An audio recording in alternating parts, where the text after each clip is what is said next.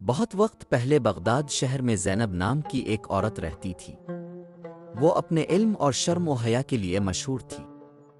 اس کے شوہر ایک تاجر تھے جو جہاز پر دور دراز ملکوں میں سفر کرتے تھے۔ ایک دن وہ گئے مگر واپس نہ آئے۔ لوگوں نے کہا کہ ان کا جہاز طوفان میں ڈوب گیا اور وہ مر گئے ہوں گے۔ پڑوسیوں نے زینب سے کہا کہ اپنا گھر بیچ دو اور یہ شہر چھوڑ دو، مگر زینب نے کہا میرا بھروسہ اللہ پر ہے، وہ کبھی اس کو اکیلا نہیں چھوڑتا جو اس پر بھروسہ کرتا ہے۔ 3 سال گزر گئے۔ زینب کے پاس کھانے کے لیے بہت تھوڑا سا اناج بچا تھا۔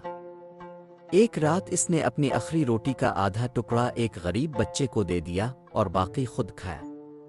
پھر وہ رو رو کر اللہ سے دعا کرنے لگی اور قرآن کی ایک آیت پڑھی، اللہ سے ڈرو، اللہ تمہیں سکھائے گا۔ اس نے سوچا کہ وہ ہر نماز کے بعد سورۃ المزمل پڑھے گی۔ اگلی صبح شہر میں ایک بڑا قافلہ آیا۔ اس میں ایک کمزور اور تھکا ہوا آدمی بھی تھا، وہ زینب کا شوہر تھا۔ اس نے بتایا کہ جہاز ڈوبنے کے بعد وہ لکڑی کے ٹکڑے کو پکڑ کر کئی دن پانی میں رہا۔ پھر لہریں اسے ایک چھوٹے جزیرے پر لے گئیں جہاں وہ کئی مہینے رہا۔ آخر ایک جہاز وہاں آیا اور اسے بچا کر بغداد لے آیا۔ زینب کا شوہر بولا کہ میں ہر روز اللہ سے دعا کرتا تھا کہ مجھے تم سے ملا دے۔